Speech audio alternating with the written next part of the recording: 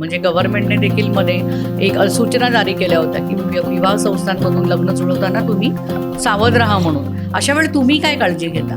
पहा, म्हणजे कसं आहे की आम्ही याच्यावर अवेअरनेस हे पण घेत असतो. काही वेळ आमचा एकदा शिवाजी पार्कला कार्यक्रम झाला होता, त्यावेळेस शिवाजी पार्क पोलीस स्टेशनचे सायबरचे जे अधिकारी होते ते येऊन सांगत होते की कोणत्या कोणत्या तुम्ही स्थळ सिलेक्ट करताना तुम्ही कोणत्या कोणत्या खबरदाऱ्या घ्याव्यात. तर आत्ता हे फसवणुकीचे प्रकार खूपच वाढलेत, म्हणजे जे फेक स्थळं असतात किंवा काय असतात. तर त्याच्यासाठी अवेअरनेससाठी काय होतं की तुम्ही सजग असणं गरजेचं आहे. बरोबर. तर कोणतरी खूप मोठं काहीतरी सांगतंय भंपकपणे किंवा त्यांचं बोलणं हे आहे, आईवडिलांशी बोलणं करत देत नाही, मी अमेरिकेहून येतोय वगैरे, या सर्रास कॉमन फोन करणाऱ्या ज्या गोष्टी आहेत, तर अशा हे करू नये, विश्वास ठेवू नये, मुलांनी असो, मुलींनी असो किंवा बालकांनी असो.